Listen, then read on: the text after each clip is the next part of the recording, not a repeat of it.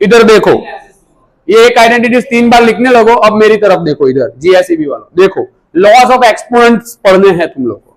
क्या पढ़ना है?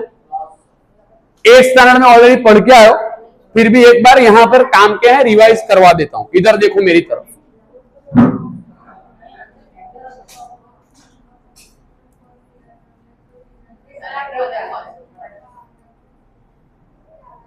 बेस कहते हैं इसको, ये जो ऊपर है उसको कहते हैं एक्सपोनेंट। क्या कहते हैं? जो नीचे उसको कहते हैं बेस, ऊपर जो उसको कहते हैं एक्सपोनेंट। ठीक है ना? अब देखो समझना, बेस सेम हो, बेस कैसा हो? सेम। बीच में मल्टीप्लीकेशन हो तो एक्सपोनेंट्स का एडिशन होगा। क्या होगा? बेस सेम हो, बीच में मल्टीप्लीकेशन हो तो एक्सपोनेंट्स का क्या होगा? m plus n। ठीक है भाई, समझ में आया? एक और चीज, सेम, बेस सेम हो लेकिन बीच में डिवीजन हो तो एक्सपोनेंट का सब्ट्रैक्शन होगा। ठीक है? थर्ड, एक्सपोनेंट का एक्सपोनेंट हो, क्या हो? एक्सपोनेंट का क्या हो? एक्सपोनेंट। तो दोनों एक्सपोनेंट्स मल्टीप्लाई हो जाएंगे। क्या हो? अगर एक्सपोनेंट का क्या हो? एक्सपोनेंट, तो दोनों एक्सपोनेंट्स क्या हो जाएंगे? एक दूसरे से मल्टीप्लाई। यहां एक्सपोनेंट की जगह कोई भी नंबर हो सकता है। ठीक है? फिर कुछ ऐसा हो, 1 के अपन में हो और मुझे इसको ऊपर लिखना है, तो सिर्फ एक्सपोनेंट की साइन चेंज होगी। ठीक है? फिफ्थ,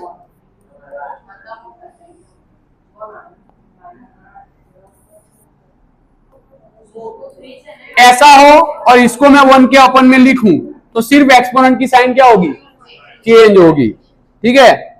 फिर देखो, इधर देखना, अभी देखो, बेस अलग अलग हो, बेस कैसा हो लेकिन एक्सपोनेंट सेम हो। बे मीरा क्या हो? तो देखो क्या हो जाएगा, ये बेस जो है ना उसका मल्टीप्लीकेशन करके एक्सपोनेंट दोनों को कॉमन मिल जाएगा। समझ में आया? बोलो हाँ या ना। उसमें बेस सेम थे, बीच में मल्टीप्लीकेशन था, एक्सपोनेंट अलग अलग थे तो एक्सपोनेंट का एडिशन किया। यहां बेस अलग अलग है, एक्सपोनेंट सेम है, तो बेस का मल्टीप्लीकेशन हो जाएगा, एक्सपोनेंट दोनों में कॉमन हो जाएगा। ठीक है? एक दूसरी चीज, 7 नंबर वाला देख लो, अगर ऐसा हो a⁻m और b⁻m हो तो ये दोनों में कॉमन चला जाएगा, a/b⁻m। और लास्ट आइडेंटिटी याद रखना, किसी की भी 0 पावर 1 होती है, क्या होगा? किसी भी नंबर का रेस टू 0 आंसर क्या आएगा? याद रहेगा कि नहीं रहेगा?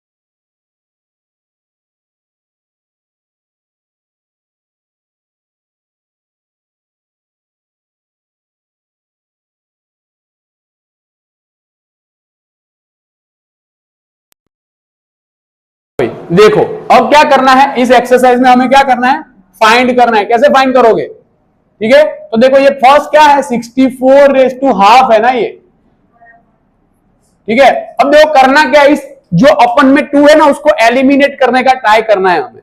मींस के 64 को किसी ऐसे फॉर्म में कन्वर्ट करो कि स्क्वायर आ जाए। तो किसका स्क्वायर 64 होता है, 8 का स्क्वायर क्या होता है। तो बस 64 को लिख दो ऐसे, 8 स्क्वायर हो गया 8 रेज टू 1 यानी कंप्लीट। आया समझ में। Next 32 raise to 1/5।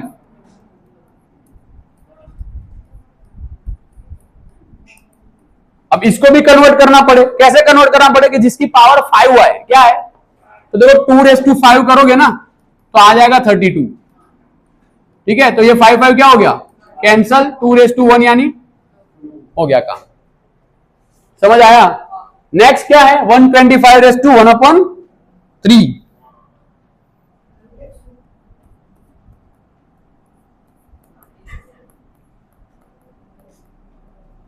तो क्या करेंगे हम,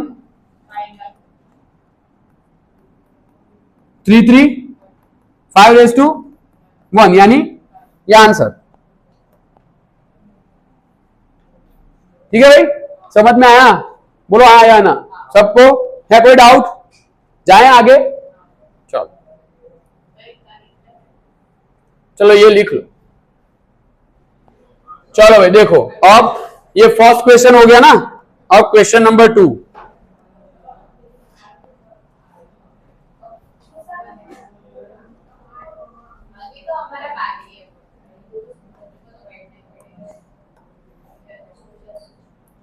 क्वेश्चन नंबर 2 का फर्स्ट, फाइंड 9 रेज टू 3/2। क्या है, सेम जो डिनोमिनेटर में 2 है उसको एलिमिनेट करने का ट्राई करो। तो कैसे करेंगे, तो 9 को कन्वर्ट करो कि एक्सपोनेंट में 2 आए, तो 3 का स्क्वायर क्या हो जाएगा 9 ना, तो 9 को लिख सकते हैं 3 का स्क्वायर, ठीक है। अब 2 क्या हो जाएंगे, तो ये बचा 3 रेज टू 3, 3 रेज टू 3 यानी 3 3 9 3 हर बार आंसर 1 नहीं आता भाई। 3 को 3 टाइम्स मल्टीप्लाई करो, कितनी टाइम्स, 27, ये आंसर। समझ में आया, ठीक है। Next 5 who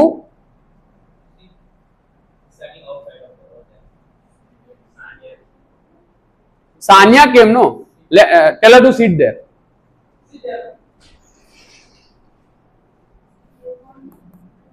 2 raised to 2, that is 4.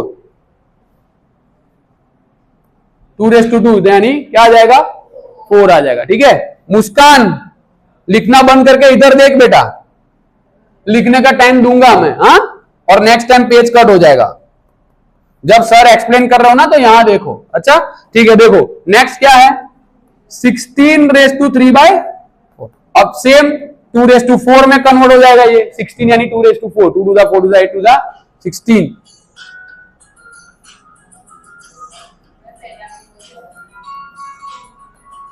To two 4 two 2 का क्यूब क्या आएगा, हेलो मसला हमारा रुकूंगा। चलो भाई देखो ये थोड़ा सा इसमें क्या है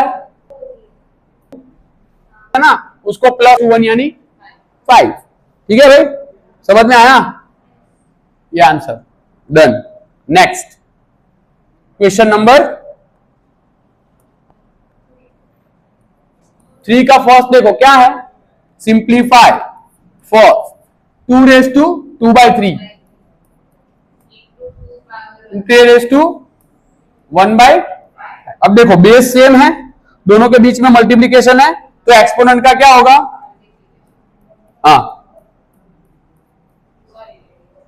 प्लस होगा ना दोनों का। समझ में आ रहा है ना भाई। चलो ये 2 5 क्या हो जाएगा 10, 3 1 3 और 3 5 15, ठीक है। क्रॉस मल्टीप्लीकेशन कहते हैं ना हम इसको, ठीक है। अब ये 10 + 3 क्या हो गया 13 और अपन में क्या हो जाएगा 50। आया भाई समझ में, बोलो हाँ या ना। ठीक है, नेक्स्ट।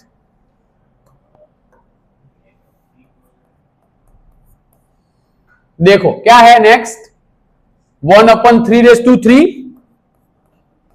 Whole raise to 7। ठीक है, अब देखो इसमें होगा क्या, ये भी बहुत इजी है, कुछ करना है नहीं, ये 7 दोनों को दे देना है, तो ये हो जाएगा 1/7 और दूसरा ये क्या हो जाएगा 3/3 होल रेस टू 7। तो 1/7 क्या होगा 1। ठीक है, अब ये एक्सपोनेंट का एक्सपोनेंट है ना, दोनों मल्टीप्लाई हो जाएंगे, तो 3 7 था तो 3/, ये आंसर। ठीक है भाई, समझ में आया। नेक्स्ट, थर्ड,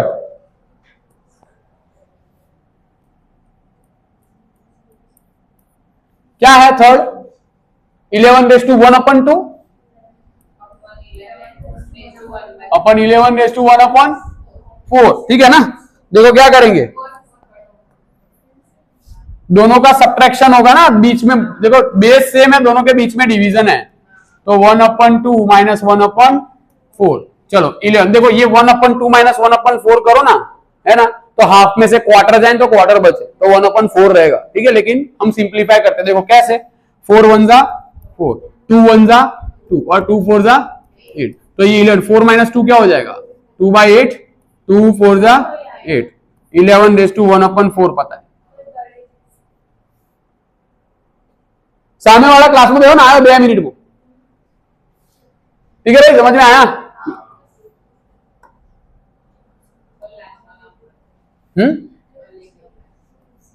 अब एक ही बात की है ना, चलो देखो क्या है, 7/2, 8/2, देखो एक्सपोनेंट सेम है लेकिन बेस अलग अलग है, तो भाई देखना। ठीक है, तो यहां पर क्या हो जाएगा फिर,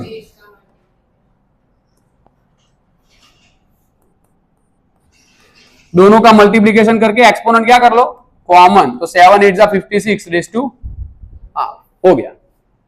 समझ आया, बोलो हाँ या ना, लिख लो।